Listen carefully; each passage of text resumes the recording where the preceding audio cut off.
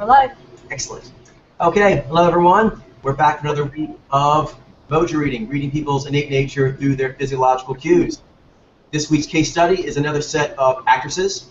And so, introductions. I am Naiji Coach. With me I have Jaini Jaili. And Zaini Adinas. Naiji Mitchell. Naiji Ben. Nijai Infiniti. Nijai Sarva. Actually, Gabe was on the screen. Go ahead. Oh, Naiji, Gabe, or Neo Magus, either one. And we have Glenn joining us. Cool. Okay, so we're going to get some cool case studies tonight on actresses, but first we have several very neat nuggets to go over. The first one is talking about the topic of motivation. And motivation is something that you need, actually I'd say motivation and confidence are two things that you really need to do throughout your life. And in the practitioner program, you'll find that staying connected to your motivation and monitoring and flexing your confident muscles is something you'll need to do in mojo reading, in voicing, in going out and talking to people in the field, to putting yourself into an artistic artifact like making ebooks and like publishing, putting your name on it, whatnot. All those things require a lot of motivation and confidence to do correctly and to keep going long enough to get to proper completion. So in the context of mojo reading, I've often found that it's good to have a very good understanding of what your motivation is and what your confidence is, even if it's something that you may not be comfortable with, because then it can be worked on. And for myself, I found that when I do purification cycles, and I go back and look at samples, and I realize I had, hey there, Glenn, I realized that I had the answer wrong. When I look at why that was, often it's because I was not coming at it from enough motivation or the proper motivation, and also as a part of that, I may have been scared for some reason. I was daunted. And instead of realizing I was that state, I would make like other reasons for it, and your mind's very good at actually coming up with all kinds of rationalizations. And almost every misread I go back for, some of it's technical, but the majority of it is some rationalization I did to myself that I was not able to come to see at the time. That rationalization sounded to my brain like physiological cues being read, but it wasn't. So that's a good topic to talk about, is that when your motivation or confidence are attacked either by fatigue, by performance anxiety, by, say, lots of other things competing for your energy attention, watch out for your motivation and confidence and summon it and flex it and be aware of its state. In fact, we're actually watching American Ninja Warrior here, and one of the things that you have to know is what the state you are in before you do each event. If you misread it, then you'll actually try and do it when you're not ready, and you can't summon it. Then you're not problem. So either not being able to summon it, that's the motivation issue, and the confidence is believing that you have an answer when you don't. So those are things that I find that really help in the spiritual aspect of it. And I gain a lot of understanding of myself by mojo reading when I go back and kind of look at any errors I made. And not just errors, it also goes productively, like forward, when I'm trying to read. I'll feel myself trying to reach out for the target, and for some reason it's foggy. And then I'll find a reason to come off the mark. But usually, if I actually just focus on why is this foggy and just accept that what I usually do is I'm like, whatever the answer is, it is. I try to get to that headspace. Whatever the answer is, it is. And it takes as long as it takes. And I kind of settle in for a long ride. I'm like, fine, I want to do 10 reads this morning, but I guess maybe it'll just be one. I'm just going to watch this all morning. And I find it melts away things that were making it seem uninteresting to me or I was nervous of. So disinterest and dauntingness start to melt away, but you have to just look at it and then start seeing what's causing you to have those reactions and then put them in their proper place in your psyche, and then you can be motivated and you can see clean. So it's important to note that when you do mojo reading, you will be performing soul surgery on yourself as you do it. You'll be actively flexing your enlightenment muscle. To get interested in other humans, how they work helps you to be able to develop love for yourself or the humans. It all comes from being able to reach out and connect, and that's the primary muscle in mojo reading, is to like have an interest in what is this creature, how do they work. So I find myself that sometimes I often will take breaks when I'm mojo reading, particularly when I have lack of motivation. I may have mentioned this before, I'll leave the sample running and I'll pace. And it's very effective. I find that often when I misinterpret it for disinterest, because what's more interesting than actually studying human souls? But what's actually really disinteresting me is that there's something else in my mind. Me and Demas have done this a lot where he's trying to mojo read and like your mind's wandering. We actually will take a time out, have a conversation about it, figure out what's actually on your mind. Sometimes things like are very unrelated to mojo reading, but the mind wants to work on that.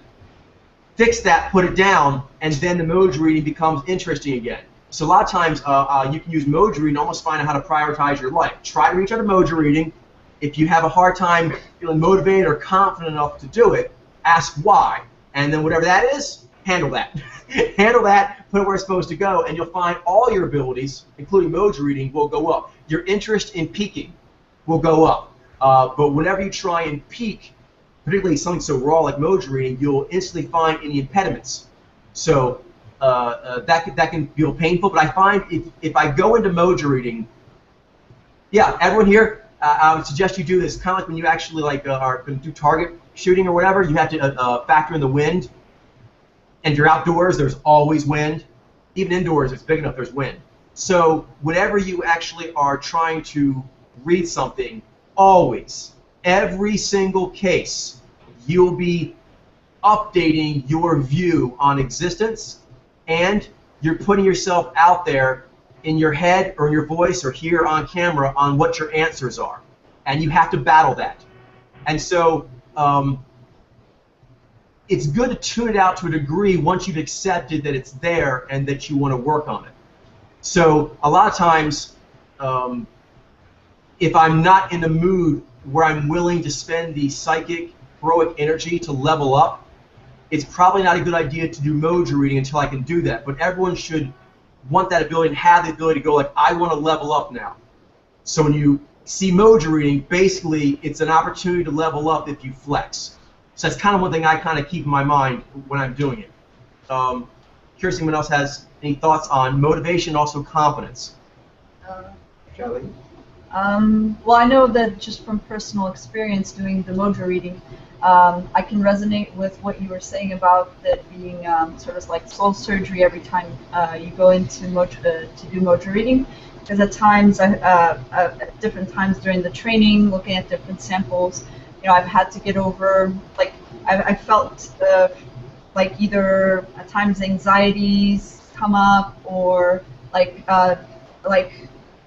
not wanting to look at the samples, which I interpreted in many different ways depending on how I felt about those samples, you know, those swaths of samples. It could have been like disinterest, or it could have been sometimes, you know, just like I don't like them, or, you know, like just different things have come upon me while reading samples, or like certain riffs or whatever it is, that then I've had to go back and try to, you know, examine it, because I guess at the end of the day, what we're doing here is trying to read humans' innate natures, and you know, there are humans in like lots of different areas, careers, you know, nationalities, lots of different factors and variables that are upon them, but they're all presenting this pattern, these patterns, and those are the patterns that we're trying to read, and they have, you know, modifiers of difficulty depending on whatever, you know, variables that are, whatever factors are stacked on them. But I guess, like, at the end of the day, I think, like, I end up coming back to, like, it's something within myself that I need to, like, examine in order to, because it always teaches me a lesson, I think. I feel like it's always, like, taught me a lesson that's unlocked more of my, unlocked more of my energies overall. Like, consistently, I've felt that, like, the more I look at these things, when I lose, either motivation or whatever it is, when I come upon samples that, things come upon me, like when I look at them and I unlock them, like I feel like I'm like unlocking energy and kind of growing from it. So I mean, I don't know. I thought that's one of the things that keeps me coming back to mojo reading is like it's because once I learn those lessons and then apply them, and then go into the world again, I feel like I get like a clearer lens on things, and it allows me to like approach things, I don't know, a more natural way. Yeah. I guess. I do find this as well. I find sometimes also that a lot of times my disinterest is proportionate to how challenging I'm finding it. So like sometimes, yeah. For example, like I find that if I feel really good about doing it, generally it's fun to read samples, even in fields that aren't normally my thing, if I feel that I am going to have a very good chance of getting it right. Yeah, and sometimes earlier. It has to do with like things like, for me, it has at least like stresses in my life too, or other things that I'm like, I just don't have time to deal with mojo reading, but actually sometimes doing the mojo reading helps me get through those other things. It's true. I don't know, somehow. It helps focus. It's a great conscious meditation. It is. Because you have to go quasi state. Yeah, you do have to go into quasi state. Yeah, that's actually ends up helping a lot. That's saying, because in order to mojo read, you have to go in quasi state. When you go in quasi state, you'll learn things about yourself, and you'll have to like work it up. Yeah. And Dimas, do you have anything? Kind of adding on to what Shailene was saying, how when there are already kind of stressors or pressures to mojo read, pressures that are inappropriate on your mojo reading time.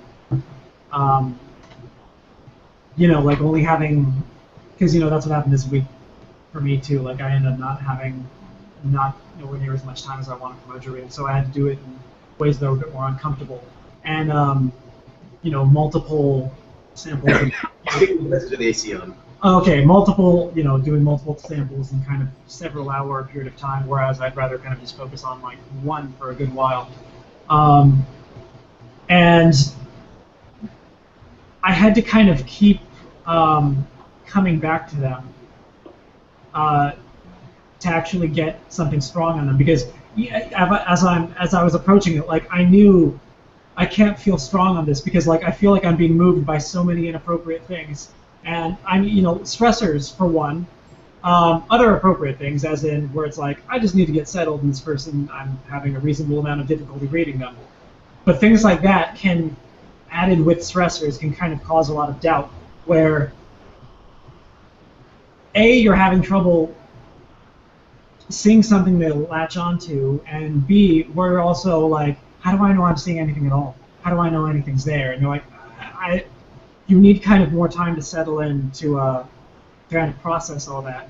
So you find it when you come back, keep coming back to it. You kind of hold yourself on a point until it happens. Yeah. If you pull away, you won't get to that clarity or equilibrium. You kind of have to like just hold, and then it starts to ebb. As you look at it, like, why am I feeling it? What's impinging on me? And then it starts to settle. But you have to stay focused and hold that focus. It's an incredible tool for focusing like your spiritual psychic energy. Because I've done a lot of things like combat sports competition and like debating and like things where you have to really summon your energy. And I'm telling you, mojo reading taxes me, I think, more than any of those. No, I know for a fact it taxed me more as a human being than any of those things ever did. And those are considered things that most people can't get their energy up for. So I'm telling you right now, as a person who has summoned their energy intensely in a lot of different things, this one is the highest level, most nuanced, most pure. It's my preferred Kensei hobby of choice.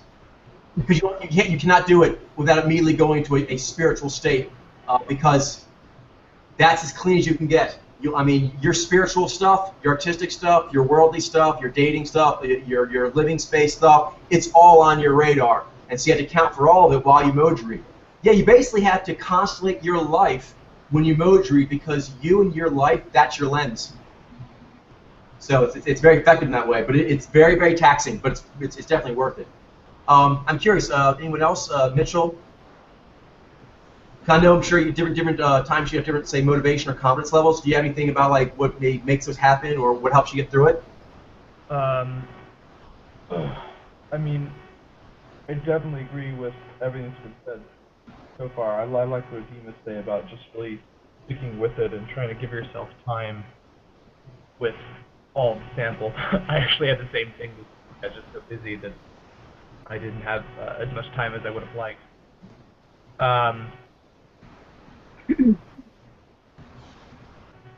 But other than that, it is important to be able to get over constraints, but part of it is noting them. You notice, like in the casual incantation, we actually go at lengths to describe to people the difficulty levels in doing it in person versus lab, and based on other factors such as toxicity, interest level, and so forth. So any of that can be gotten over, but it is good to actually notice. So I'm glad we're actually kind of talking about that as a thing, but always from the point of view that humans are meant to get over. You're meant to actually do mojo reading. And so the question is how to get your focus and your accuracy back. Do you have anything that has helped you get yourself back to steady and clear? Any practices? To Mitchell, I was curious. I'm thinking. The ones that work the best for me has been to kind of allow myself to mull things over or to sound out, while not, because there's a temptation to do that and then go away from the computer screen and the mojo reading. So I like to keep the mojo reading hot, but then allow myself to kind of pace around and mull over thoughts. But then I found I can almost like feel my interest go up as I mull and then look back at that sample. And over time, I can almost feel like it mocking me in a way I find annoying. I'm like, oh, come here, and I can read it.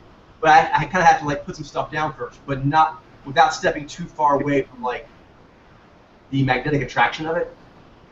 So I'm curious, do you have anything that you do, or it doesn't be like anything physical, it be something in your head? One thing I do is I like to compare the samples to samples I've read in the past, or try to see if I can find. I mean, that's pretty obvious, I guess, because that's just riffing in general, which is just a mojo reading effect. But I feel like maybe if I could compare it to something I've already done, it makes it seem more, I don't know, less daunting.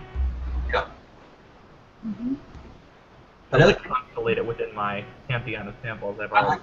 That's excellent. That's two good techniques. Another technique, I think, to me, the third technique here, I just thought I'd really do as well. Actually, this is one that Jarlene does a lot, and we tend to do it a lot when we're together. But and I like doing it myself as well. Is I use the fact that I think Jarlene probably does the same thing as well. I actually have to watch out for over-investing in people's lives. I mean, as my mojo, I actually use it to my advantage. And so what I do is if I have a hard time getting to reading them, I will go to Wikipedia or go around the internet and I'll just start looking at their life. Because basically I can feel like a resistance, like I don't want to, quote unquote, get into this. So I'm like, no, I'm going to get into this. And so a way to ensure it, because mojo reading, you're like, I'm not sure if I'm able to read or not, so I'm not sure if I can get into it in that way. I can get into reading about them. So I basically force the issue by going up and reading about their life until my brain starts clicking on, huh. Mm-hmm. And once it starts actually accepting the fact that we're going to be talking about this person, they're going to be in our headspace, and we're going to be mulling on them, it then opens the door to the more difficult feat of reading their innate nature, physiological cues. But if I find a muscle like resisting being woken up, I can kind of force it to be woken up to a degree by like just reading about their life. So that's, go ahead, Ben, do you have something? It looks like Starglow also has something, so maybe after him. So if that works. Ben and I like the reading. Yeah, I was just gonna mention whenever I have like issues with a particular sample in general, I find that it generally helps to read a little bit about them, get an idea of like what their story is, and then look back at their video footage again to just to kind of get your head around their story as a whole, just so you have the fifth view down, just in general. That's all I was gonna say. Yeah, cool. Starglow? Yeah, so one of the things that I find helpful in getting motivation up is creating a habit. Because if you, and this may not work as well for somebody who doesn't have the invite, I'm not sure how that would translate. But the habit is I when I first get the samples early in the week. Now I have a really tight schedule and a lot of work time and all that, so I don't have a lot of time during the week. But when I first get the samples, I do a Google search of their scroll through the images for just, it doesn't take but 5 seconds to do each one, and then I read the 1-inch Wikipedia quick blurb that's usually on the front page when you Google their name. So it takes less than 10 seconds for each sample at the beginning of the week. That way, because I'm not able to usually get into reading until Saturday and Sunday, but the fact that I have those pictures now, especially if they're mojos that are persons that are unfamiliar to me, the fact that I have those pictures in my head of the people that I'm going to be working on the next weekend, even if that's 5 days away, my subconscious is still working on that. My ether is working on that. All that's going on, and I don't have to do. There's no extra effort. So by the time I get to my reading on Saturday and Sunday, I'm like, okay, I'm excited because now I need to figure out who they are. No, Yeah. That's foreshadowing Yeah. that piqued your interest already, and you were working on it during the week in your subconscious. It's a very good point, Starglow, and Yeah. that's something.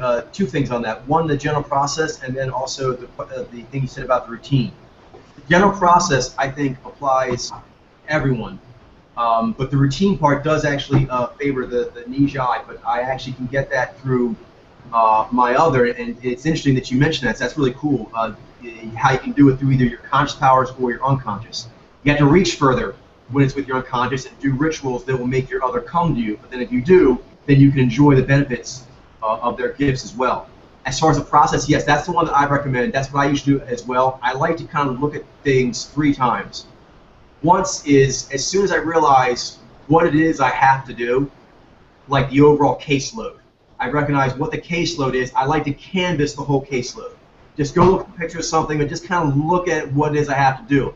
I find that there's a tremendous amount of fear you have to get over almost at every stage. And when you go and you canvas it, it stops being the unknown. It's 5 samples. You've seen their faces. I find that having a reluctance to look at them early in the week is something you should really get over. And because you don't actually have to come up with any answers. That's to get over that. Right. Just look at them. Because my There's a fear. is a nice. There's a big benefit. Let me just finish it real quick. Is to go along with what Starglow was saying, is once you get over the fear of just accepting the psychic headspace this caseload is going to take by doing the initial canvassing, then your brain starts working on it. And the sooner you can get that engine going, the less scary it'll be. And it does a lot of work on its own time. Then the next pass, I like to look at them and just drink them in until I am full. I don't think about whether or not I actually can get the answer. I just try to drink them until I'm full. And then I go for, I'm going to start trying to close out the answers. And that usually is the third part. I even tier that where I go and do easy closes, mid closes, and then revisit closes. So that's kind of process that I use. And I find that by holding out, scoring myself to the end, oftentimes, and this is something that's a recurring theme, answers that percolate up into my brain when I'm just walking around before the time I have to give my official score, they're often my strongest reads. I canvas the whole thing quickly, then I take each one and try to get in, and I let go of my brain, and then it pops out. So that I very much agree for everyone to do. It has a lot with just making the commitment and having the courage to do it, especially if you accept that I don't have to have the answers. I just have to look at it. Johnny knows, she's seen me for over the years, and this is not just Mojory, this is like almost every major breakthrough in Pod Lair. At some point, I had to stare at something in the face. And genius lies behind doors you are scared to go through. Know that. Over and over and over again, you're genius. What you need is behind the door you're afraid to open. Just open it. You need to get your ass beat at first. That's the first step. Accept that you're going to open that door and walk in. You're not going to walk out. You're going to go in there and you're going to do what that thing. You're going to do what you can do. Once you do that, it unlocks your psyche. But until there's like these firewalls, these fear firewalls, you have to get through them a lot. Next, talking about the routine. That does favor the Z and vibe. But if you have a strong connection to your other IG, like with the Nexie, I've mentioned this in many of my vlogging, she really gives me like these heroic feats that I need to do in order for her to actually think I'm cool. So part of that is she sets heroic workout routines for me to do. And so there's a Z and vibe, like Charlene knows, like my spirits get upset with me if they'll set things like today you're supposed to do this. If I don't get that number, I am not a happy camper. Because you usually report to me on what your goals were and then how you did on them. I did on them. Because you kind of use me as a soundboard to like. I do, very much so. Keep them accountable. Yeah. I do. And that, for both Nexies, awesome. That's a native language for me. Yeah. And as a part of that, and this gets back to the fear, so they're connected. One thing that Nexie's always done for me, and Serenity, is the bar they set. Is you choose the best way, and then you go hard. If you choose the best, highest way you can, and then you go hard, you win. That's how the AdRoms score the Z of that. So if I actually look at the sample and I go in, I give my best go, you get credit for going. That's the key, because you'll never get good at things you're scared of if you can't get past the fear. So that's one thing they're very good at. Is they kind of like, today, you have to actually spend 30 minutes. And so at some point, I'll try to avoid it. And generally comes down to, I have an ego. I'm afraid that when I look at it, I'm feeling weak and fuzzy today, and so in 30 minutes of looking at the sample, I'm not going to pull anywhere near as strong as I normally do, and that's going to make me feel like shit. And so I don't really feel like experiencing that feeling. So, you know what I mean? But that's just the fact of it. But I've mentioned this like with grappling, she knows. Like there's a technical aspect, but a lot of people just cannot accept what it feels to have fatigue. If you cannot actually fight with fatigue, you are just going to suck ass. I don't care how much skill you have. That's a spiritual thing. You have to be able to summon yourself when you're tired and when you're scared. Otherwise, you just can't do what you need to do at the time. Yeah. Because you can study technique, but at high energy moments, the biggest technical thing going on is high energy. You're going to be vibrating. Vibrating, and you're tired, you're foggy, and you're like, I'm still going to do it. And it's weird. Once you push that, it's clarity. People mention this often in emergency situations where they're really, really scared, and at some point they're like, I have to run. That kind of pushes them out of the room. They run, or they're like, I have to stay. And once their psyche realizes there's no point in trying to push me off me doing what I'm doing here, it kind of like, well, then I guess I should just give you all the resources I can since you are determined to stay and save the child. Moms talk this all the time in emergency thing. They're scared shitless for themselves, and then they realize that their child's in danger. And then they have a moment of clarity. They're like, I'm not running. I'm going to go get that child. And once they have that moment, the rest of their synamnia just accepts the fact that running's not an option and scaring me off me doing it is just not going to happen. So you might as well just give me the most clarity and fluency and courage and whatever you can give me, because that's what we're going to be doing right now. So, and Modri is the same thing. You have to kind of get you and your psyche to accept, okay, we psyche, we're doing this.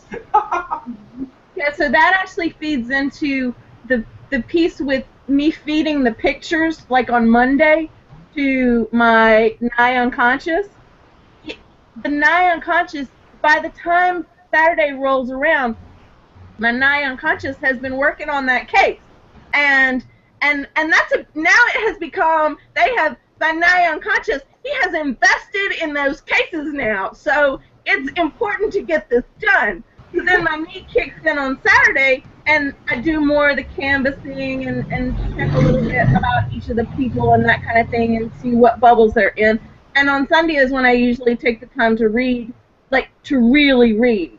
I might play with some videos on Saturday, but I usually take more time on Sunday. Even if it's not as much time as I would like to be able to devote to it. But that's my process. And because it's a pattern, because it's a habit, that habit takes over, and I do the thing on Monday, which creates the rest of the habit. You know what I mean? Yep. It starts a good sort of sequence that it's kind of like, well, Monday I did arms, and Tuesday I did legs. It kind of seems like on Wednesday I should finish up. You know what I mean? Like, it's a game to like start a cool routine and not finish it off, particularly if your other's into it. Yeah. Yeah. So feeding my Naya the pictures is really important to me in the beginning. Like, and that really doesn't take but, 5 minutes, literally, 5 minutes. And if you can't do 5 minutes of feeding the pictures to yourself on Monday, Yeah.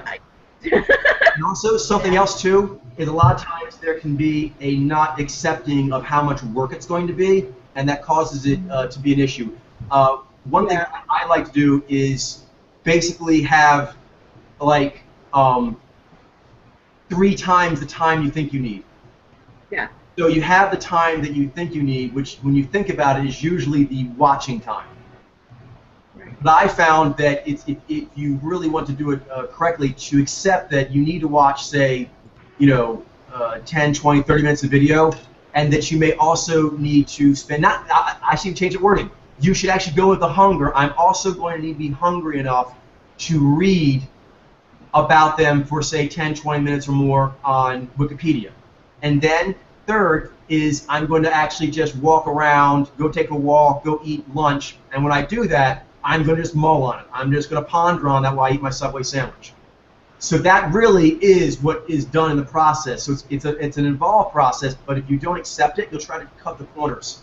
And then you'll find it doesn't work, and then your confidence will drop, and you just won't want to do it at all. So it's better to be like, okay, to do a sample, I need to look at it, read on it, and then mull on it. Even I find if I don't have the time to devote to it that I'd like to, when I shrink the time down, I try to make sure that I account for the fact I still need to maybe like read up on them a little bit to get interested, and also to pace around mulling them a little bit to actually feel confident. For me, particularly being a Nai G with my Nai, I often will need to. I think I've seen Jarlene do this. I know I've seen Demas do this. Maybe it's a subjective thing. I'm curious if Nijai to do it as well. I need to actually, once I think I have the answer from staring at them at the screen, I need to look away from them. I need to look away to the wall or something else and just think on that. And if I feel good about that answer without them looking at me, you know what I mean? It's sometimes it's like they sway you. Yeah. So if I think I have the answer, totally. I like to walk away, feel it, and then come back and look at them again. Okay. Yeah. I'm not so good with that piece because when I think I have the answer, I want to be done with the sample. I want to move. It's like the same hit and run Nijai thing. Is I want to be done with that interaction and go to the next interaction. onto the next. But it usually is worthwhile when you do go back and you do have a little bit of that maybe extra day to have a little bit of that space to wonder, okay, was it really this way or could it have possibly gone the other way? Yeah. So while I do want to get it over with, sometimes that little extra day really helps. Yeah, and on that, just I also feel the urge to move on, and you do sometimes need to do that because you don't want to over-revisit. So that's definitely you don't want to get like bogged down. Run circles. But what I'm talking about, I do. Oftentimes, it's going on what your guys are saying. If I'm moving fast, and I want to kind of like close it. I'll still do it, but I'll just do it quickly. I'll kind of like I have the answer, and I'll look away just for like 2 seconds, kind of like just to clear your eyes, like rub your eyes, and then look back. So I can do it like under 5 seconds. I'm like, blah, blah, blah, this and that. In fact, a lot of times I actually use Jylene or Demas. I actually will look at the screen and I'm like, I think it's such and such. And I'll look at them and I'm like, I think it might be such and such. And I allow just interacting with them for like a second or two to be a palate cleanser. And we kind of do it naturally. So, and we all kind of like, we look back, we nod, or we don't nod. So you find that the only like 2 minutes or something like that of looking away is enough? Because I often find that I need to be away for a while.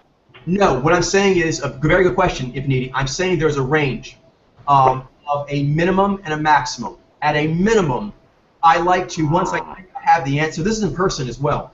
If I actually think I've read the person, I just like to look down at the counter, look outside of my car, anything, just for a second to clear my palate, and then go back for a Sure. Like I think I have it. Let me look away and come back. That's minimum. Now maximum. I think I actually also like to come back after a few days. I come back after a few months. As you know, I purify. I keep revisiting constantly on a regular basis. Exactly.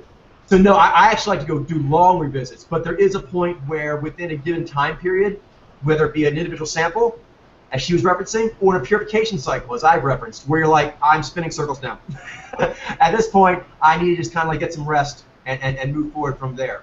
So, but definitely you need to cleanse the palate and revisit, even if it's just a quick look away or more long-term ones. Sound Makes good? sense. I will totally. do that, but I don't. The longer term ones, I don't No, want to do those.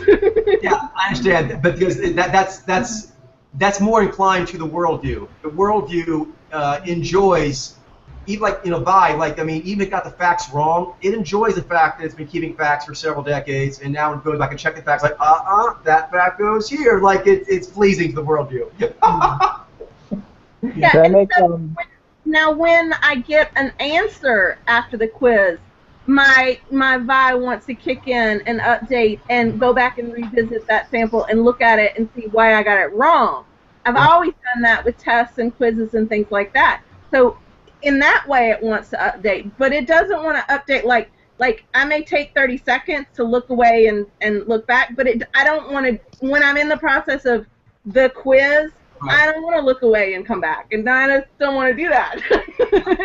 Well, that kind of adds another layer to your confidence, and you build this as you train in Mojo reading, and that's kind of being mindful of the call to the unknown, the call to kind of go back and revisit, like maybe there's something I'm not seeing, which is that what I've noticed, and like I said, like this week where I didn't have a lot of time, I tried to do everything with what the time I had. And that meant leaving a lot of reads half done, where I would look at it, it's like, I've narrowed it down to this social alchemy grouping, I gotta move on though. Or another one where it'll be like, I'm leaning on this, but I'm open to 3 others or something like that. Then when I'm at a time like, usually when I'm over here, like on Saturday or Sunday or something, when I can actually go in and I'm feeling clear in headspace where I can actually allow myself to completely detach and look at them, then I will feel compelled to look at certain samples over others. Because there were some that I did during the week where it's like, I'm thinking about that one, it's like, I don't really feel compelled to check that one. But there are others that I feel really need my attention. And so I'll go to those first and then kind of do what I need to do to really falsify every other possibility, where I'll come in and then be like, I see this, I think I see this, but to be sure, I'm going to try and see if I can see this other possibility. And then basically, it's kind of, it's essentially shape-shifting, going into a different perspective where you're like, I'm going to advocate for this possibility. Now I'm going to let go and try advocating for this possibility. Now I'm going to let go of both, and then measure how both of those went. That takes effort and courage. Yeah. So know when you're doing it that the kind of genius you need will take a lot of spiritual effort and courage. But you have it in you. If you flex it, it'll go up. Yeah. And it absolutely our powers. So it's not one that is that I willingly want to go for either. So it's about 6:30 now. Mm-hmm. So we need to move on. But that was really great. I did want to shut that off because I think that's really gold, and it's the key to doing the Mojo reading is kind of knowing why you're doing it, holding on to that, and as you walk towards doing that, the static you get, the depression you get, the cloudiness you get is being able to walk through that. So that's a key part to it. So it's important we touch that on a regular basis. Okay. So before we move on. I was going to do a scroll through of the Nijai female, but I don't think we have time for that. But I do want to actually talk about some stuff on that real quick. Because with Nexi, I think it's over here. Yeah. I was, upset that I didn't get some of the Nijai correct. But then she told me that, I just had to try, and that's how I'm getting as far as I am, and to look forward to when I purify, because then I get a more pure understanding of Nijai, and a Nijai female in this case, which is what Nexi is. So we actually had a really nice time once I got past the purification. Me and Nexi had a nice hangout session. We always have lots of those, but this one was particularly about kind of like, seeing more of what the Nijai female is. She's happy that she is seeing it better through my eyes and that I'm becoming wiser on it. So I'll share these with you. Because in the Nijai female, with ones that were updated to other mojos, there were themes on it. So certain kind of swaths were taken out, while other, say, riff swaths were left in. Because of that, the sort of overall essence of it has shifted. And so I want to kind of go over those. One is they're more conversational. A lot of the Nijai that you would say are like, you know, clever, interesting conversations. Not interesting, but like to actually do clever wordplay and like to actually have very bantery conversations and to mix up different topics. Those Nijai all remained. And so a lot of the Nijai that, or the faux Nijai, were like Bijai. So a lot of like the more visceral, physical focus of a Jez gatherer was removed from it, leaving more of the conversational allure. Not that Bijai don't have conversational allure. Both of them have a lot of allure, and they do it conversationally and physically. But with the loss of a lot of these, let's say, dancers and a few other ones like that, and some of the pop singers, they were mainly Bijai, so that element shifted. Also, of the ones that remained, because we talked about like what left, but actually it's kind of more fun, next to saying, to look at it how it changed by what remained. Tomboyish. The tomboyish Nijai are all still there. Also, more techie sciencey. Because all the ones that were updated, almost none of the Nijai sciencey ones were updated. So that means the overall concentration of techie ones is higher. More sensitive, going along with these more visceral, say athlete, say Bijai and some Nizai, whatever. There was more like of a steadiness that was with them. When they were removed from the demographic, that makes the ones that remained, there's more of a sensitivity to the Nijai. We already knew that they were very sensitive. But when you remove the ones that we did, it heightens that. Authors, all the authors remained. So we've already seen that they're strong in authoring, but the fact that they're all still there, that increases. Somewhere ahead. More quirky, indie.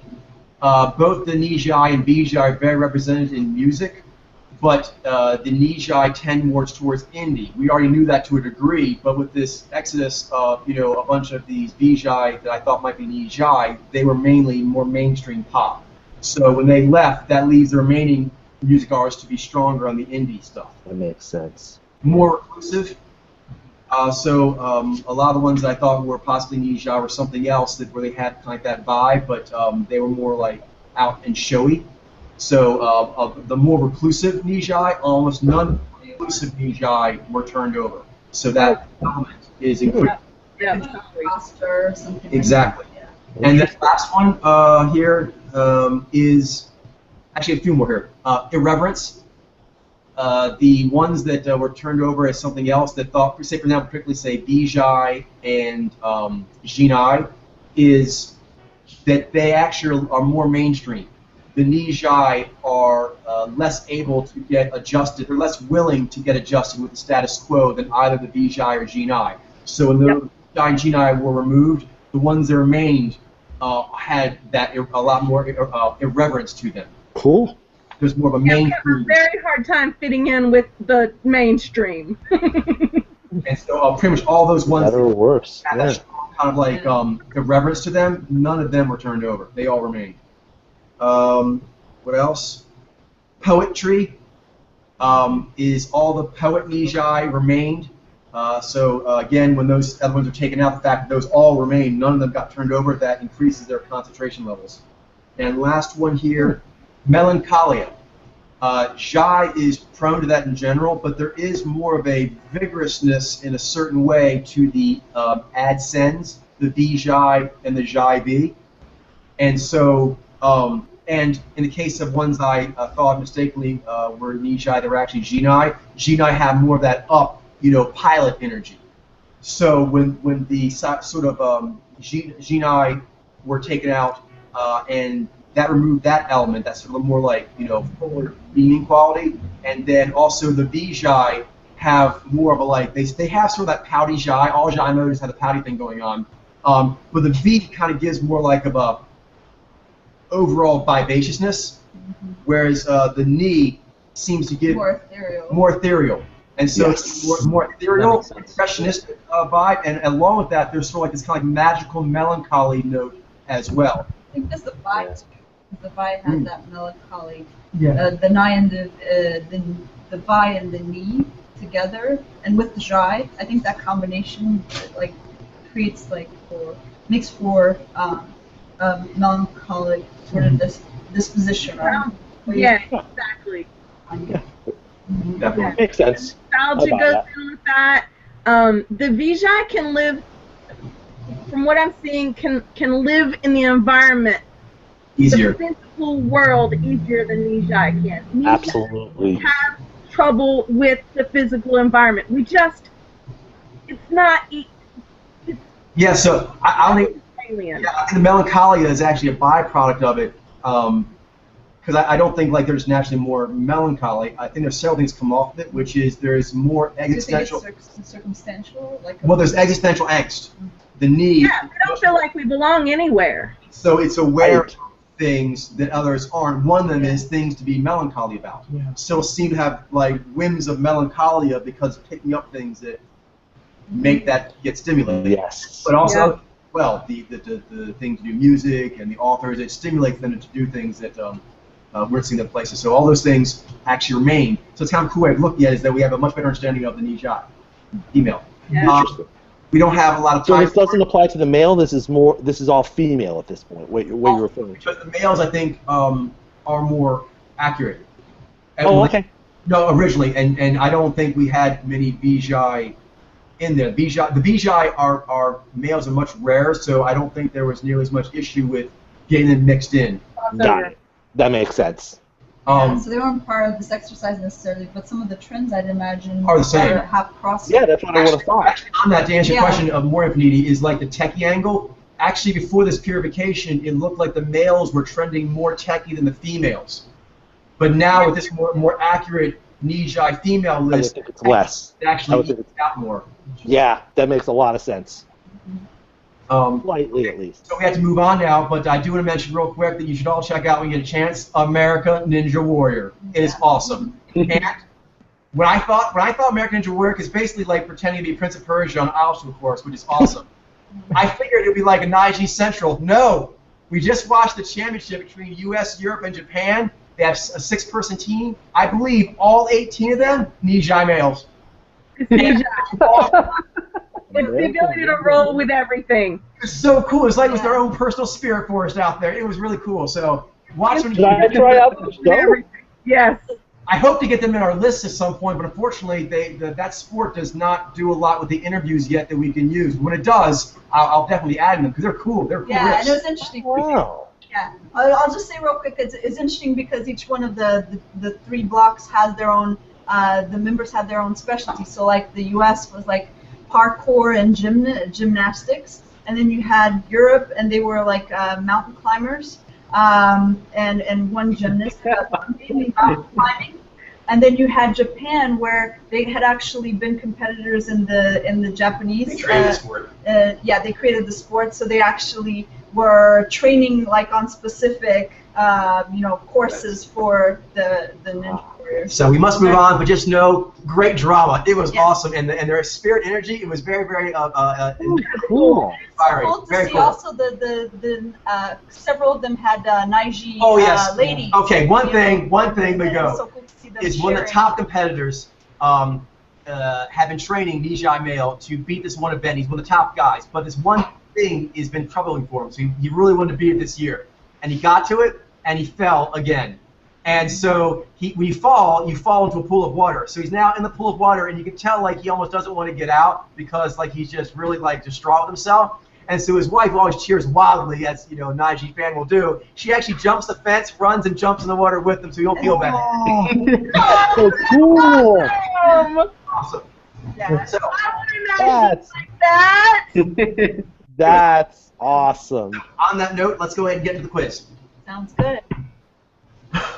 Charlene, I'll let you take lead on that, and I'll come back in when it's time to review them. The answers are in the email. You have an email. Where is the email? The answers are hermetically sealed and Hermetic. Karnak the Magnificent. Yeah. There you go. Okay, so let's. Okay, Marine Vatch, however you pronounce her last name, Vatch. I said Naiji. I said Naiji. I said G9. I said Shiny. I said Naiji. I said Nijai. And I said Naiji. Nizy.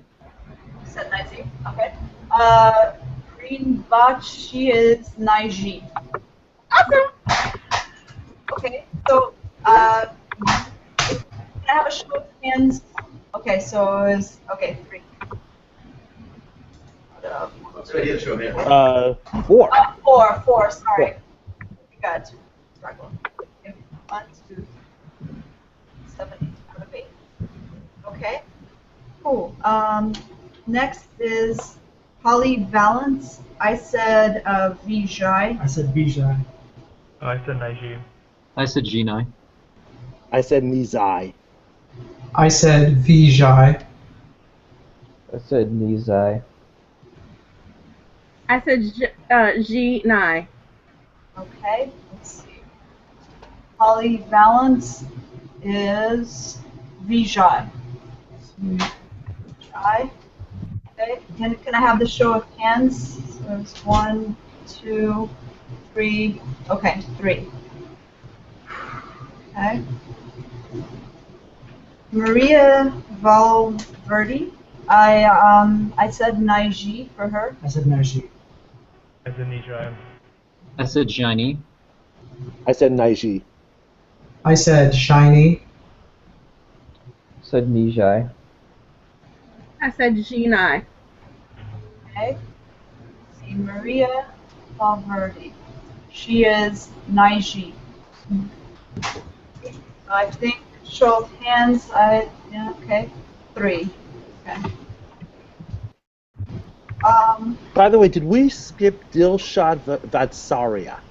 I thought she was an extra credit. She was extra credit. She's an Extra credit? I didn't know. Say her at the end. Yeah, Because yeah. I think Coach updated her in the quiz because there was some footage, but I guess not as much as the others. So. Okay. Good to know. I didn't even realize that. Oh.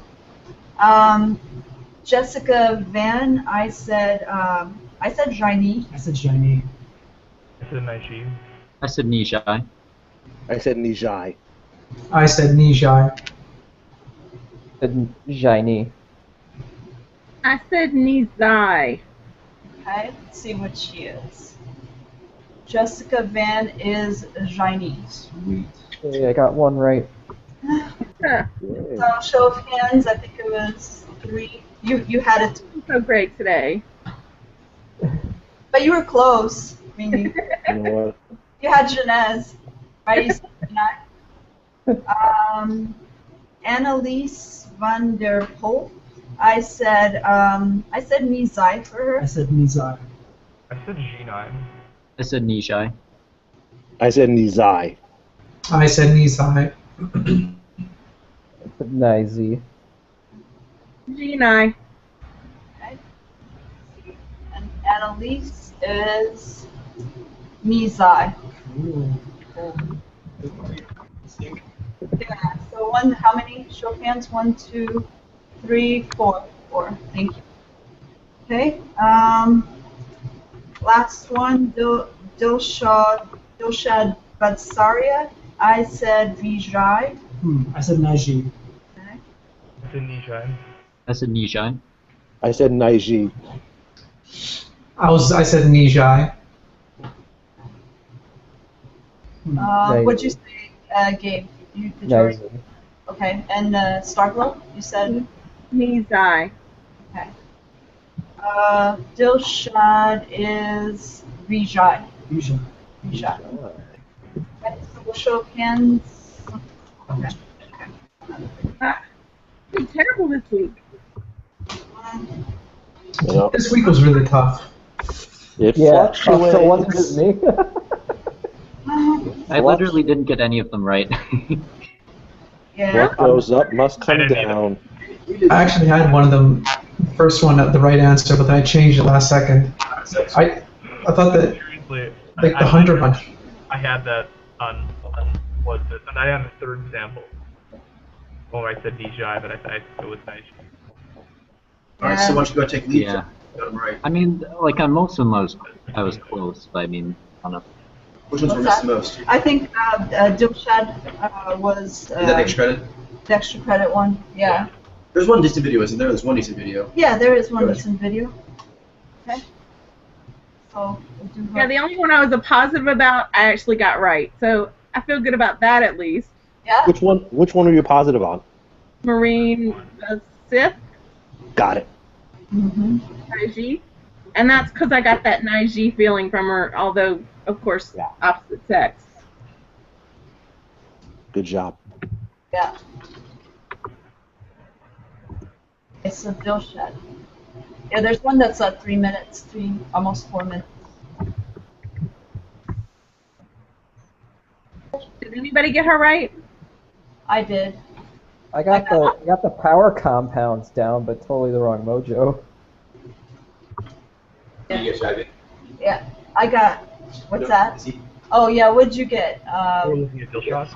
I said Nijai. Jai. Nijai, right? With one is the laser eye, dancing eyes. Anyone else guess something else besides these eye? I guess Nizai. Okay. Yeah. Just point out things. So adaptive, directive, laser versus dancing eyes. Logic-based values. Yeah, and what I was missing was, I think I was mixing up the signal between the Z and the Xi, which on the surface doesn't make sense, but it's that steadying feeling, if that makes sense. Using double barreling, and so she's using quite a bit of reasoning, and sometimes that can give like signals of more logic based, and then as far as like the Xi, If one of you could, cooler. What's that? I would love to see how she is a Jai Mojo. That would help me. Okay, yeah, we'll come up. Yeah, rather than G. That out. Cool. Okay, cool. Thanks. Mm-hmm. Okay, so Glenn, I sent you the link. I'll get started. Saria Rebecca Logan Okay. from Greek, and you're watching Clever TV. She does have a one thing like right away popped out. She does have a good game because she knows to articulate and then come in with flashing like Jai every once in a while, and she sparkles with the Jai. So she does have a good game. That inherited. What's that? Good articulation, also some good, nice, slinky. Nice, yeah.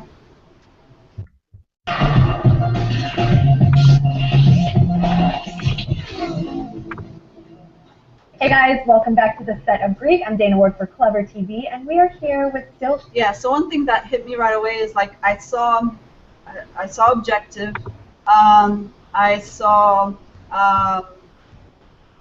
and I also saw like,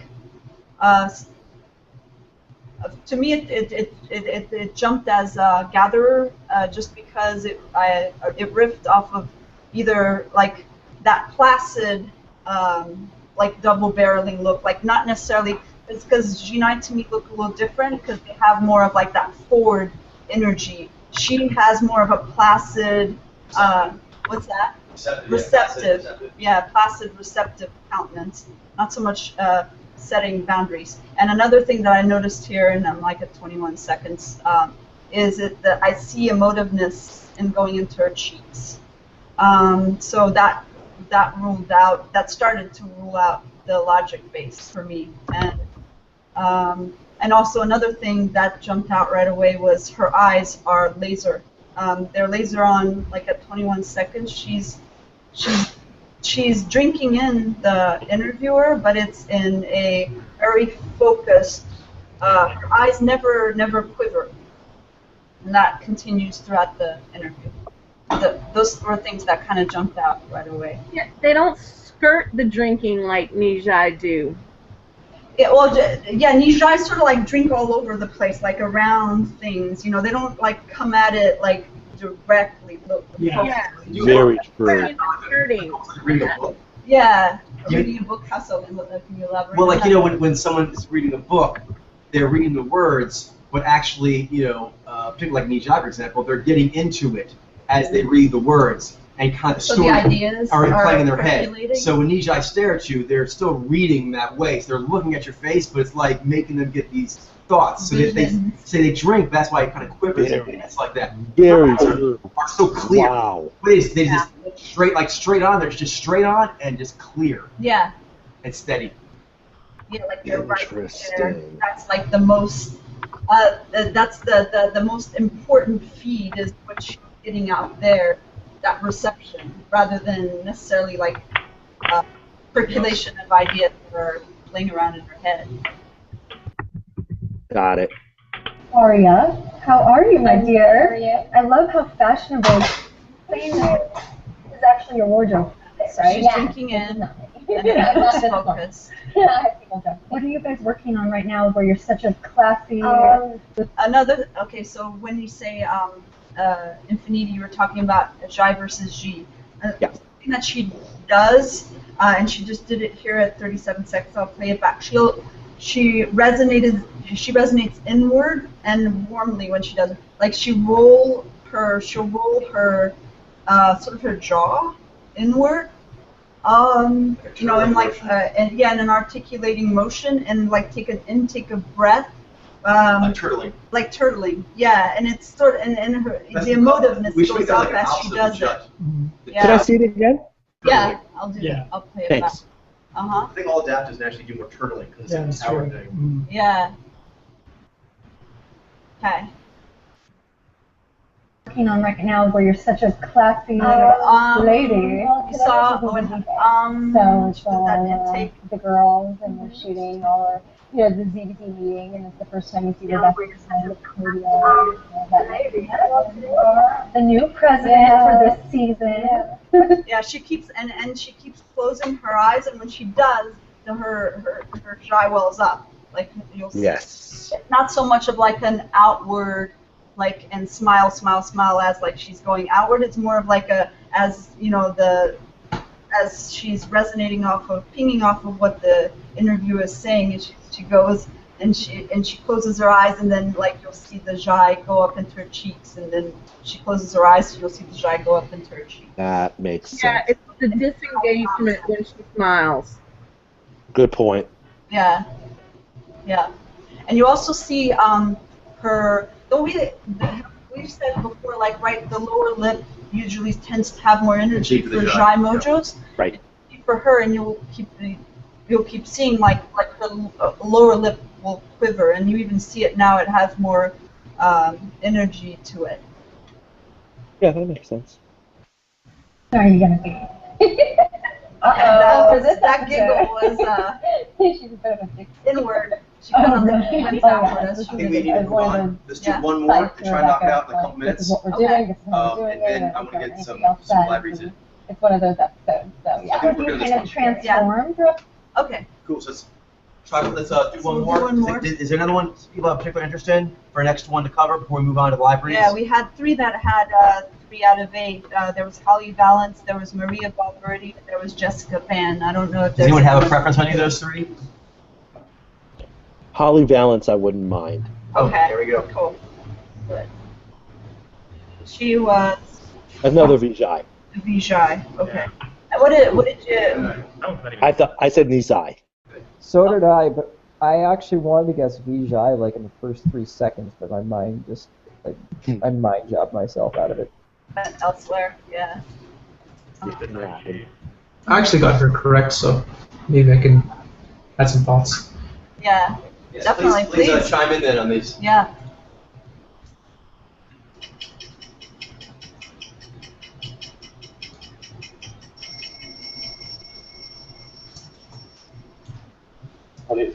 Okay, that I'll just say real quick, like that right away, like she went. I know several of you did say Nijai and stuff, but she did go to the right away, and she smiled, and it went up into her cheeks. So. Yeah, I don't know why I took that as Cheshire Cat. That was a mistake. Yeah. But she has a very vigorous smile. Yeah. position. So, see that. You know what's going to happen. I'm going to put the battery in. Okay. Yeah. Let you count us down. She's kind of kiddy. You see like the slinkiness of the Nye too with her. Although it's a little clearer, I think, with her. See the gatherer. And I'm making a new term up here. Because I'm trying to find the right term for it. We had before, like, we were calling it like plastic or something, but I don't know if that's the right word. Is we distinguish between the knee alpha and B alpha, their hands is fleshy and gumby. I think it's also in their face, their skin. That face, it's more fleshy. Yeah, very much. I enjoy the texture of the skin in both B alpha is more fleshy. It's in the hands and the face, and the knee alpha, their hands are gumby, their faces are also gumby. Yeah. Your turn. That's Gumby face. Yeah. I'm sorry. That's Gumby face. Gumby a little bit hard. No, I'm trying to get a definition of a Gumby face. Gumby face. Oh God. A name that, like a face that I think of a lot. Yeah, when I think of Gumby face. Yeah. It sounds like it would be like softer. Like the Nez would make it more yin of a look. Impressionistic. Yeah, more impressionistic. Yeah. Impressionistic, yeah. The words we've used before in the past are that the knee gives more impressionistic, and then the knee gives more like a plastic or waxy look. But I wanted a better word. That wasn't the best word, so I was trying to find something else. I like fleshy. Yeah, plastically doesn't sound. Maybe something more like. So I think Gumby and fleshy is good because it works in the hands, and it's the same thing we're talking about. It moves different because there's a smoothness in the hands of the B alpha. You know what I mean? They're both like those kind of like gathery digits, but it's smoother. Their skin is more. It's more yang. They actually have more yang tensioning in their. It's more supple. It's more supple, I think. More truly plump. Yeah, plump. Yeah. Yeah. Totally. Imagine he'll call somebody a fleshy face. Hey, be another fleshy. You got a fleshy face. Yeah. Also the cadence. It's not a bouncy cadence. It's really it is yeah. kind of grounded, Yeah. isn't it? Yeah. They're earthy. Yes. You're totally right. Well, that's why I thought maybe at one point she was in IG. Okay, that makes sense. You guys up for some live reads? I think we Yeah, are. I'm game. I'm all Yes, game for that for sure. I got a cool sample for you guys. We're gonna do a women's MMA. Interesting. It's she's on the new season of Ultimate Fighter. We got a lot of them last time, I think, but this one we didn't get. Her name is Heather Clark, and I will give you a hint. She's not a Durham. All right. All right. Very pleased about This is that. a challenge. Like, Good. What's Independent thinking. because as far as we're concerned, it could be like any like mojo pretty much. Yeah. But I mean, we could Beautiful. consider. I mean, like, because I mean, there are comparisons in like male and female. that we consider. Well, I'm very glad about this. I think we need to do more of this, by the way, where we have exceptions to the rule within a given bubble, so that we get out of box thinking. I try to do when they come up, but the one that you can't do is force it. Right. Whenever you try to, Exactly. it causes. Anytime I'm like, I need to go get such and such, doesn't work. The only that works to some degree is if I can pick certain bubbles to investigate, knowing there are going to be propensities. But other than that, that's about all you can really do. Makes sense. Yeah, maybe just like note to the side. We'll do like if you see an exception to the rule, have that as a live read. Note that to the side somewhere. That would be cool. That would be gorgeous. Totally. Yeah. I would like that a lot. That's basically what I did when I saw it. That's why I thought it'd be an exciting read that way. So I'll do that in the future. Is try to make some more interesting things there. Exactly. Very nice. Okay, team, we have our video. Let me load it up. Is it Clark with an E at the end or K at the end? No. No. Hey, a picture. Yeah. K at the end. Yep. Okay, let me. Oh, interesting. Yeah, she was one that I had noted when I watched the episode that she looked different. I noticed She had her sort of, she has an interesting look to her face. I'm not quite sure what it means. She does. Not Jerome. Yeah, not I think I already know. She was actually the one that I guessed that it would probably be. It's not playing for me right now. And I'm curious it'll be for the reason that I think. It's we're not seeing her yet. Actually, I was just looking at pictures. I'm sorry. Say that again, Ted. Oh, because there's a video up right now. Yeah, I just hadn't played it yet. But I'll Okay. Yeah. That makes sense. You're not out of sync. Start off by asking me how you got started on mixed martial arts. So I started off with basically Okay, she's going on a ride. Mostly photography work, and I wasn't really working that much, so I was looking for a martial arts gym or kickboxing gym to kind of get back to kind of get back into shape.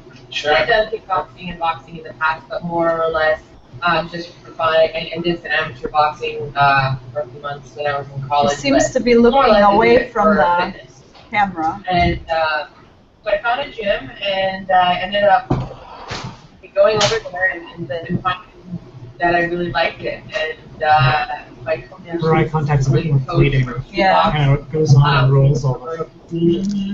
Basically talked me into believing that I could do it as a profession, and once he kind of made me believe in that, I put it in my mind, and I set the journey to begin.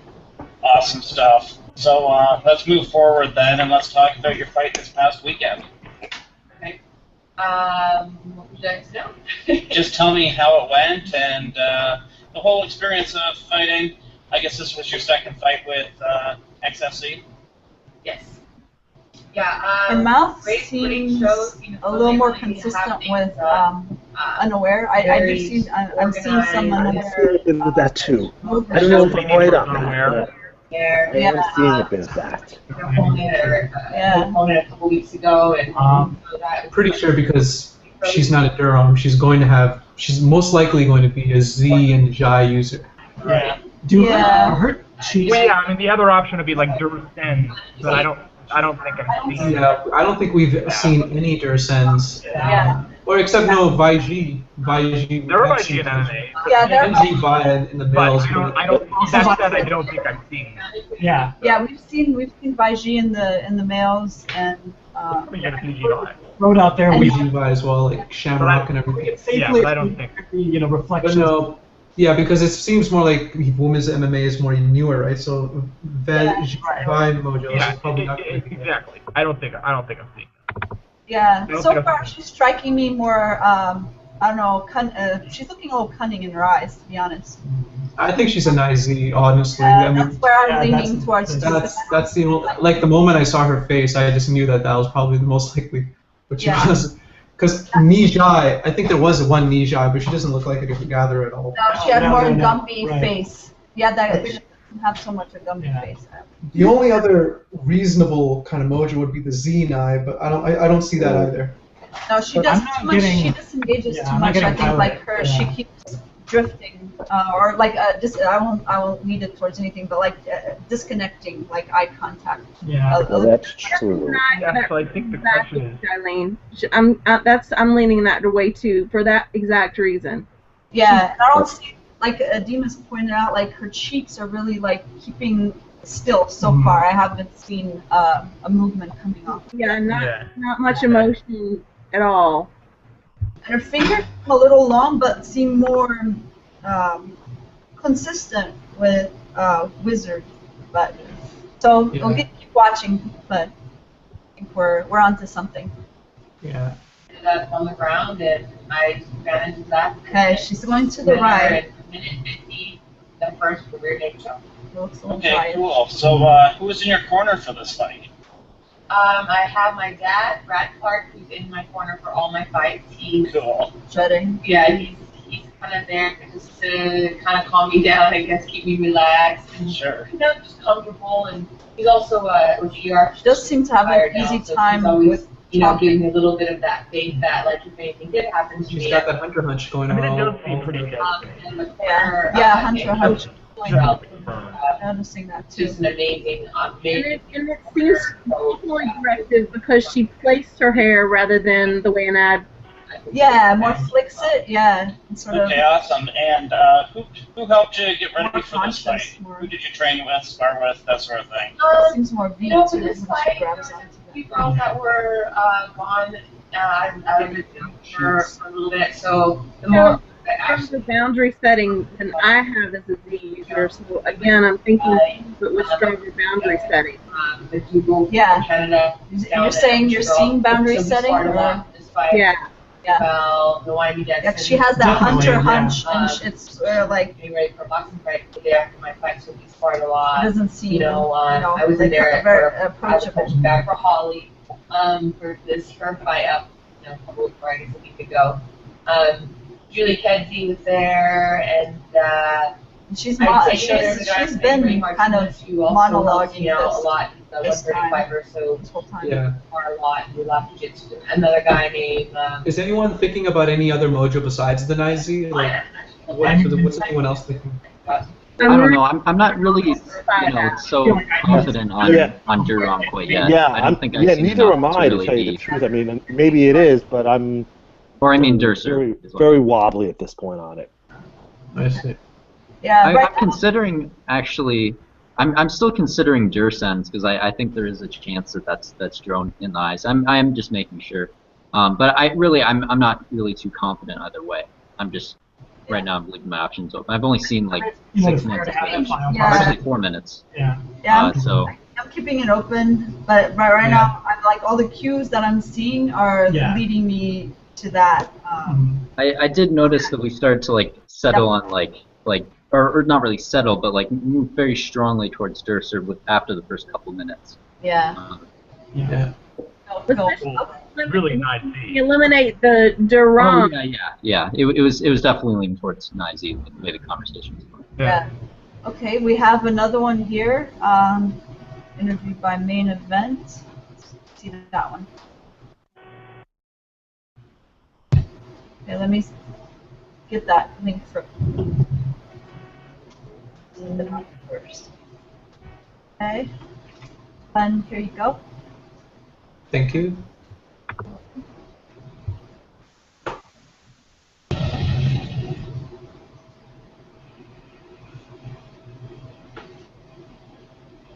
So I actually was living in Maui for a couple years and running a surf school, surfing every day, active lifestyle. Moved back to LA where I'm originally from, and I was just every day eating like what I couldn't eat on the island and everything. And I got a little bit, overweight, and I was like looking for TikTok. Looking away. She's even. This is in person this time with her. It's not even via camera. But I'm still seeing that same. I see a broken rhythm cadence with the way that she did that. Yeah, she does like a. And one night on Halloween, I ended up going out with the high school coach named Roberto. That seems like quite a bit of tension, percussion that she's doing in her movements. Festival. He looks at me and says, I've been watching you. So percussion, what does that mean exactly? Like how directives tend to have more percussion in their movements, like more piercing, more weight-bearing movement. I guess drive energy from their impact on the environment, as opposed to the more recoiled kind of viscosity. Yeah, that comes with adaptives. Yeah. I really like the overhand right, even though I'm. Yeah, to like compare it with a Visey female like Sally Ride. And Sally Ride's got good game, she's got great knee, but she still has that earthiness. And these eyes, don't end up in polar knee. You know how the Bi-Alphas have that polar knee look to them? And that looks. My biggest inspiration in life is my dad. They're scared of it's kind of like a fear of the possibility of almost right. PR position. The what? Dyslexic. Like with the Phi Alpha, they have like a. It's a really interesting look. They look kind of like freaked, but their knee looks kind of freaked out a little bit.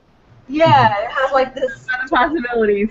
there's a better. I guess I'm sure there's a better word for it, but like a little wigged out or a little like. They can do some crazy. Yeah, Crazy crazy eyes. eyes. Yeah. Crazy eye, sure. I'm sure they'll like We that. don't think, we don't think Vial for crazy. No, it's like the dialpha, Yeah. they have like a V bug out Right. eyes. Yeah. I think the dialpha have like a knee bug out. Uh-huh. Could be. Yeah, uncomfortable with the possibilities, just as I am By the uncomfortable way, with if you want to see an setting awesome, oh yes, if you want to see an awesome example of Vajji with awesome knee pull or bug out, take a look at Conor McGregor, the mixed martial artist, when he's at weigh-ins. He like screams some sort of primal thing, and his eyes go big perk up, and that is not V. That is crazy knee. What's his name? What's his name? Conor McGregor. Conor, yeah. Find where he's like this on the weighing stand, like screaming, and he's got crazy knee eyes going. Funny. Connor. McGregor. I want to see that. I want to see that so bad. Put it on. Put it on. Wait, yeah. After this. After this one, put him on. Okay. Oh, he's intense. That's our reward. Yes.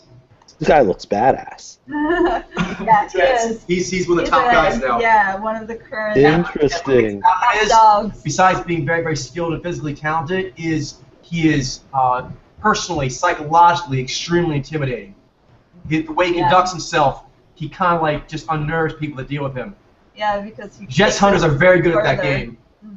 Yeah. Of the Vajji, I think he's better than the Diaz brothers. Yeah. As far as psych out. He has more knee. He doesn't like make fun of people for like, oh, now we're doing kicking in circles now or something. Like he accounts for that. Yeah. Stay focused. Stay focused. But Conor McGregor next. Yes. Oh my goodness, he looks like Yeah.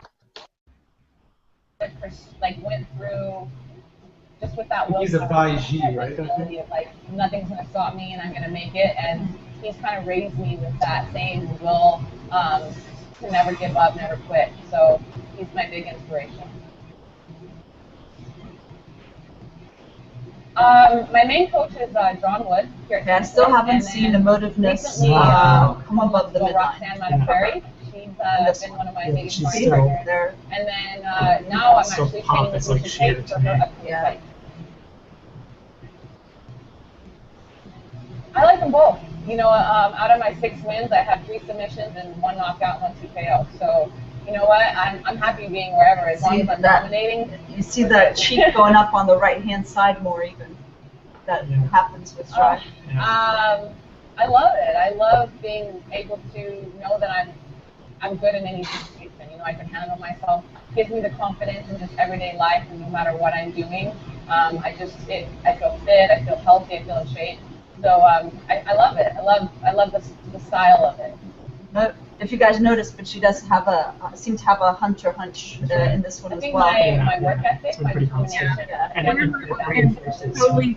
I'm thinking that she gets more I really appreciate that she has good shy development, and that she's like a lot of Naizi. They can end up going the route of being like really cynical, or like like not like really bracing in a negative way, and they can kind of come off as a little bit more like assholes and stuff, especially the males. But she's a lot more soulful, and she's a lot more happy with herself internally. Like she's got like that. And it shines through. Shy development, and she uses it quite a bit, but it doesn't seem overmodulated to where it slows her down. It actually, she. Yeah. Wait, has she been confirmed?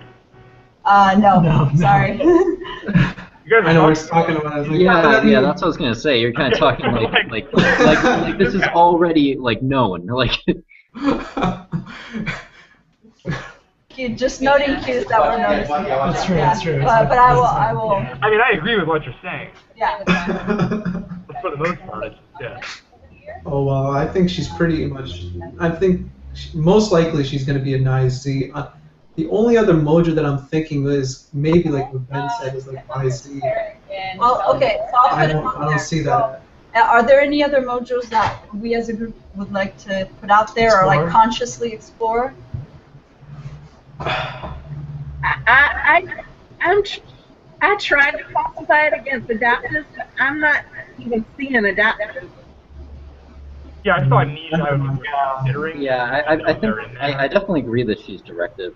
But I'm just trying to make sure that like there isn't like that she's not either like a Xeni or like a Baiji or something. Let's You know? I mean that's basically. Her eyes.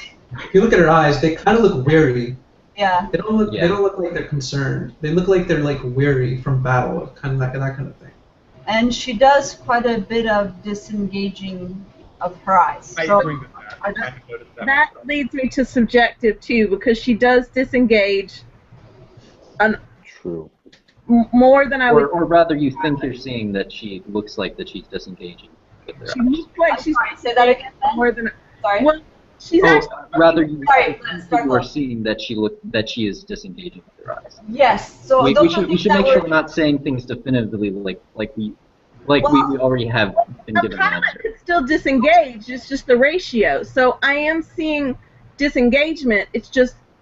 Oh, I was talking about something else. Sorry, Okay. I'll hear you out what you're saying. So to address your point, Ben, we're noting cues that are happening. Whether she is truly disengaging. That those are points. So now what that means is open for interpretation. I'm just pointing out data points, and that is a correct thing to do in the read. Now. Yeah, I agree. We were talking. I was talking about like something. disengaging are actually maneuvers. That's Yeah. good. This is good distinction. Maneuvers are things that anyone can do, and then you can try to interpret what that means when you're seeing it. Such as she's articulating a lot. That's not actually saying what a person is, but if they are speaking a lot, you can say that without actually calling anything. So they're disengaging a lot, they're speaking a lot, they're leaning forward. Those are actually maneuvers. And so, pointing out maneuvers it is good to do and useful. I think that's fair. Yeah, I was talking about. Yeah, it was just communicating there. I misinterpreted. Yeah, whatever. She's an IZ. What I was talking about was something completely different than what you were actually trying to point out with that. Yeah, I mean, yeah. I thought you were trying to indicate that she was engaged with Nye or something. Or, Oh no, I was that's why I interpret. maneuvers. Yeah. Where you're just talking about the disengagement itself, like anyone towards. I know we were playing out with Nye, but I hope it didn't come off, and I'll try to conversationally. I just assumed that was what it was referencing, but it wasn't. Okay. So for me, I'm also thinking that the amount of disengagement is more than it would be for a pilot, I think. Yeah, What I'm saying- I got to throw this out there. Don't think in terms of how much disengagement. Think in terms of altered state. Right. That's a good point. Very good point. In the other videos that I'll throw out is that there seems to be not a locking kind of quality to her engagement. You have some black Do I? spots there. Yeah, I noticed that. I have no idea what that we'll secretes. Yeah. What? I didn't catch that. Sorry, he has some black specks on his neck. Unknown black specks. Okay. Yeah. Oh, you were saying? I'm good. Yes. Okay. So we'll keep. One thing I mentioned on here, since you guys were talking about subjective objective, one thing I like to do in those cases, you may have noticed, is I do like to freeze frame on when they do 1,000-yard stare or close their eyes to see if I can see if that's natural state or altered state. So I'd recommend if that's something you're trying to figure out and weigh, I like to weigh those on a freeze frame a lot of times. That makes a lot of sense. Okay. Cool. Ooh, that was very helpful, actually. So hit the pause on the next drift. Yeah, I have it paused at 135 on this one, and she's kind of not closing her eyes, but she's looking to her right, and it looks really like she's having a channeling moment. A very it looks like it's like going home for her. Like it looks natural for her to go into her subjective powers. Okay. Yeah. At 351 right now, where we have a freeze frame. She's also doing the same thing where she's going disengaging. And she looks very comfortable doing it. Yeah. I would have to say, if I were to gauge between altered and natural, this does seem to fall in the natural. It's good what you guys are doing, but to make sure you don't be thrown off at all by what's happening in other regards, because there's other fields going on. I like to get a 1,000-yard stare. I have a distinct. I didn't really realize until you guys. Cool. I have a distinct preference for the 1,000-yard stare where they're looking straight out with both powers. Either a straight 1,000-yard stare, or they close their eyes and they're just looking straight on. Okay. Cool. Okay, let's try to catch that. That would be really nice to see. I lost the split decision, but I believe that's it. It's that look when they kind of look zoned out, right? Kind of. Yeah, when they kind of stare out into space with the kind of both eyes in the same plane. I want to be there. Yeah. There. At What time was that? 4 minutes, 7 seconds. So she's not directly staring at the camera? I mean, this is... No, she's It's ideal, like when they're doing 1,000-yard stare, like if they're directly staring at you. It's a little easier to see, but you can still see it from here. Yeah, that's above the camera. Yeah, that's not focusing in on an object that like seems like her eyes are kind of. They're not looking at anything objective. They're looking beyond everything else. Oh, that's kind of accurate.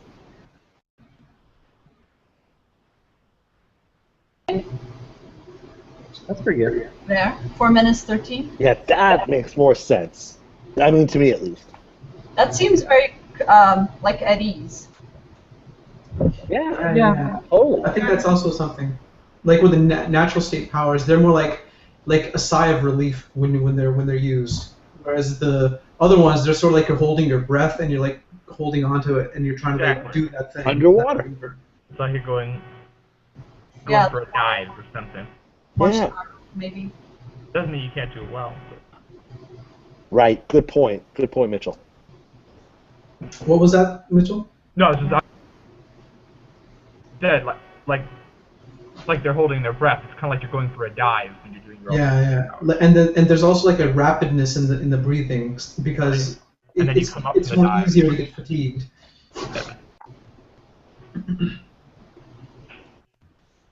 Was exciting and just someone that people enjoy watching. That's it, really. Sloan is one of the best, in my division, and I will get there. I will. I won't stop. Also, if we want to consider literals versus interpretives, I don't know if you guys are noticing this, but I seem to be noticing that her eyes are more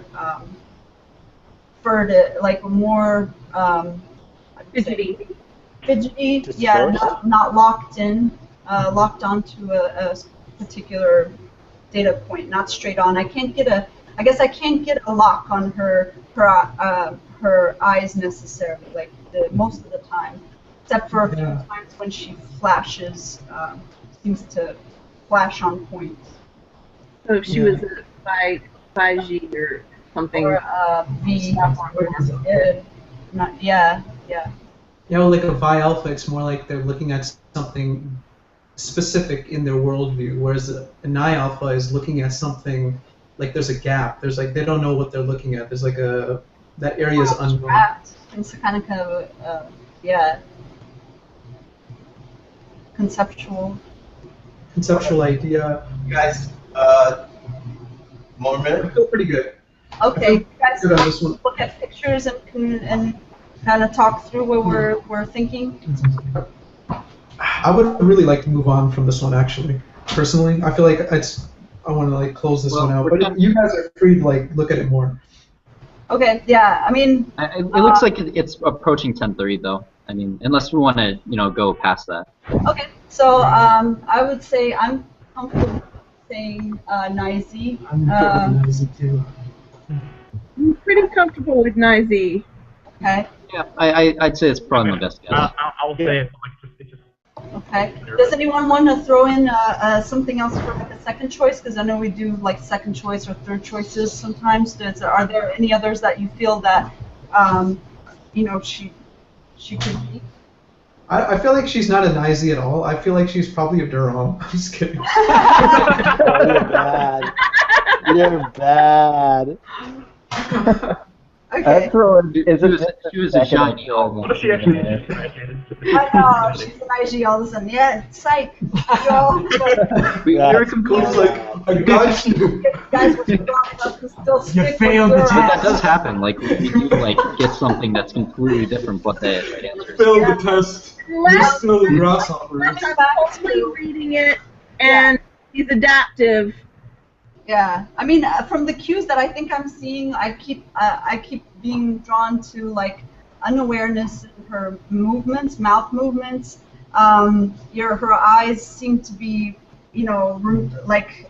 coming inward, outward, she disengages a lot, and seems natural when she does that, and she goes in monologues a lot. She has cunning eyes, seems to me, and I don't see emotiveness going into her cheeks. I see hunter hunches. And I see quite a bit of tensioning in her gesturing. Yeah, the problem with second and third choices, I feel like we sort of refuted everything else. You know? We haven't actually really I don't want to say that second, third choice are Nijai and Sinai because we kind of said that just doesn't make sense based on what we're saying. All right. Okay, so we say Nizi. But at the same time, The answer is Nizi. Okay. Yay. It's Nizi. All right, well done. Nice done, team. So a little fun with an exotic. All right. So before we sign off, let's pull up the video of Conor McGregor at weigh-ins. It's quite something. Either one of the chess hunters, when they get really into the psych out game, it's a thing of beauty. It really is. And I think on the Vaji side of it, I think he's the best I've seen, at least in MMA. So, in fact, the last one we saw, he was dealing with a very tough-minded, fierce Vaji, and he out Vaji psyched out the other Vaji. Nice. Yep, that's it. Okay, so this one's going to actually have them weighing in, and then there's standoff. They don't even get close to each other because they just start rushing each other. That's how much Conor McGregor has gotten in this guy's head.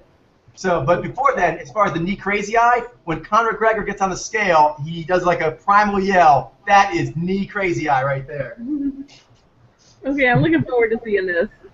So both these guys are Vaji. Who's the other guy, by the way? I guess we'll find out. Poirier, he's also Vaji, so that's double Vaji. Let's see. Here's the link. Thank you. You're welcome. Enjoy. The next up, we get to a feature bout in the featherweight division. Dustin the Diamond Poirier versus Nino. One thing real quick, just for a little context, because they're both trying to psych each other out. Although Dustin loses the psych out battle and the physical fight, he does try to do it as well. He is a Vaji and skilled in the arts. So you should know that the left side of the audience that he points at one point is entirely made up of Irish people, which is what Conor McGregor is for. So he tries to talk some smack to Conor McGregor's people. All right, there you go.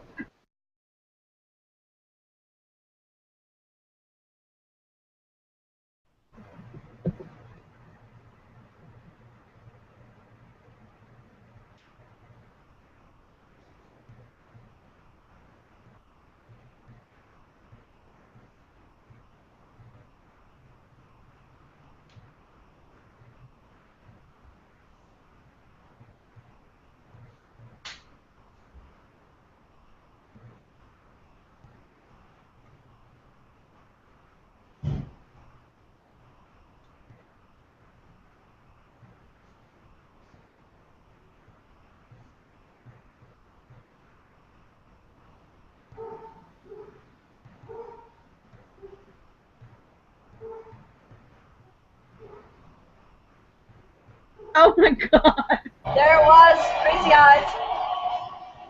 Ah, my video's not That's working. Biggie.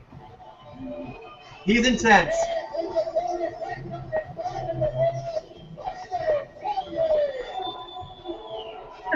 Seriously, Biggie. He has a lot of Irish supporters. Those eyes look totally cracked out. They're wild. I know, it's like they just shot him with, I don't know, some sort of... Naiji also a version that the Jez Hunters particularly have this crazy, it's fanatic time. Yeah. He's an Irish fanatic.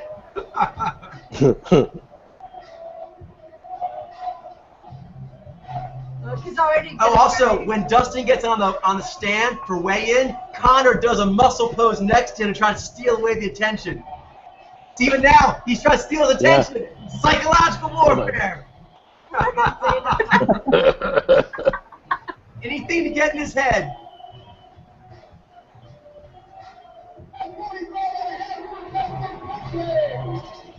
He didn't go quite me and Ziggy. No. He tries to make up for it by talking smack to the Irish people in a second.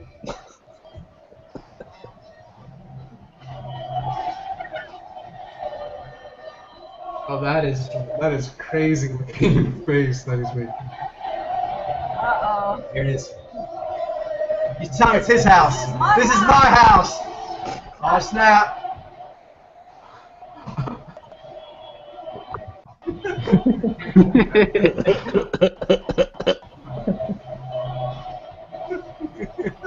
Oh, come on, Hitman. Let him go. It's like he's bringing his own storm. What's that? It's like he's bringing his own storm. Yeah, that's how they do it. It is. Yeah. The way that both the Jazz Hunters prefer to do it is the moment it registers that we will someday be fighting, even if we're not currently signed to fight, but I recognize that we're going to someday be in the same lists, I start trying to own you psychologically now. Just makes sense. And so he's come on the scene. As soon as he came on the scene, he started telling everyone their flaws and the fact that what he's going to do to everyone in the division to just give them nightmares. Oh, that's so funny. And so far, he's delivered. And he has Interesting. He has everyone wants to kick his ass because of what he's doing, but he's using that to make them make mistakes. So far, no one's actually been able to keep their cool enough to do a good enough fight to beat him. So we'll see. Interesting. It's funny, like Nige can get like storm that he then rides, that he then surfs. Yep. Yeah, exactly. That's exactly what you do. You were saying, Ben? Oh yeah, it's funny because Nige can also like really be impacted by that sort of thing when they know certain things about like that like they know that people are aware of like of like the way you do things that can get to your head. But they also because of that they also know how to get to other people's heads just as well, if not better, and then they plot to do that to beat them. I love whenever it's Vaji on Vaji, Nige on Nige that way, and the rare treat is when you get a great Nige mind jobber with a Vaji mind jobber. Mwah! Mwah! Good times. Alrighty, with that, we'll call it a night. That was a great session, everybody. Awesome session. Have an excellent tonight. Have a great Take night. care, everyone. Bye. Take care. All right. Bye.